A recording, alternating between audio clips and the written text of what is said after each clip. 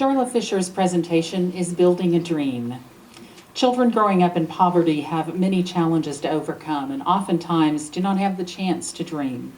As a mother, Darla always envisioned her children would work hard, study hard, and have a better life. She says as a community we can work together so all of our children have hopes and dreams for the future.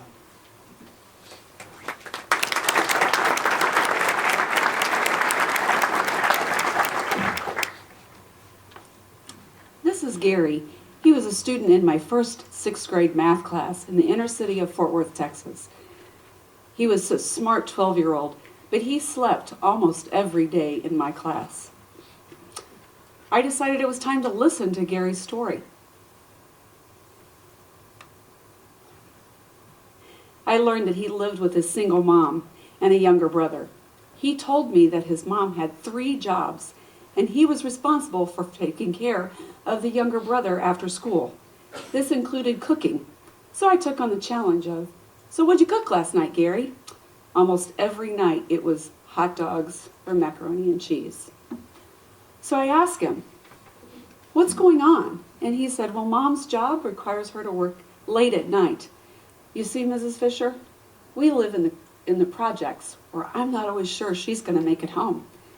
So I feed my brother, I put him in bed, and then I wait to make sure that she makes it home."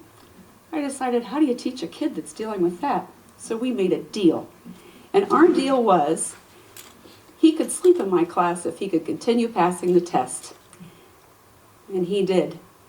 I knew that I had to meet his physical needs before I could teach him anything. This is Gary today. We've reconnected on Facebook. He's working on his MBA now at the university, at Texas University. He's a success story. He continues to influence how I approach my work with children. First, listen to their story, hold them accountable, but expect great things. I've spent almost 30 years in various roles in the field of education. This school year, I became the principal of Lincoln Elementary School. I now have a school full of Garys.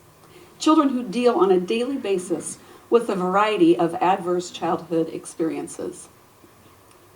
In the late 1990s, the CDC did a study on what does that mean, kids who have to deal with adverse experiences. And they found, by looking at 10 different indicators, if a child experienced 4 of those adverse experiences, they were at risk. Many of the kids in our community are dealing with anywhere between 3 and 7 of these indicators. Now, we've all watched TV enough to know that you can hear sad stories about kids. You can read about it, you can see it on TV, come help us overseas, but I want to tell you it's happening right here in Hutchinson, Kansas. You see at Lincoln, I'll just brag for a minute, these are my kids. Every morning we give them a free breakfast. We also give them free lunch. We give high fives, we call them by names, we give them hugs and lots of smiles. We gather in the morning and we talk about, you're a star. You are a student that is respectful, responsible, and safe. This also gives us a time to hear some of their stories first thing. One morning, one of the kids came in and said, "My mom lost her job." I said, "Do you have food?" And he says, "Yeah, we have food." And I said, "Do you have some for today?" And he said, "Well, last night we did." Last night we did. My kids never answered like that. That indicated to me that this young man had gone probably more than one night before where he didn't have food. There was another day that I was in Walmart and one of my kids came running up and it had just started turning cold and I put my arm around her and gave her a hug and I said, "Sweetie, where is your coat?" And her mom said, "Oh, I can only get her to wear that at home." Being kind of sarcastic, I said, "Well, that's a great idea, isn't it?" Mom said, "Well, you see, we just got our furnace fixed, so it should be better now." Then one day at dismissal, several kids were waiting for rides. This one kid, I said, "Where's your mom?" "I don't know how I'm getting home." We go inside and we start looking for numbers. They're all no longer in service. We find out that over Christmas break, they've been evicted. What do we do with that kid now? Or we asked the one little girl who does have some place to go to, "So where do you sleep, honey?"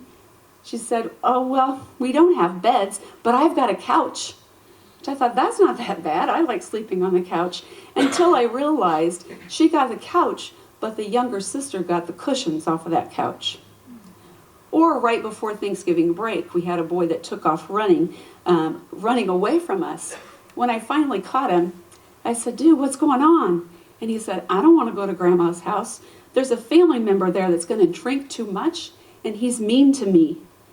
What was I supposed to do? My kids are excited about week-long breaks. This one wasn't. Or the student who passed out in class. As we began questioning about what was going on, we found out that the last meal he had had was lunch the day before.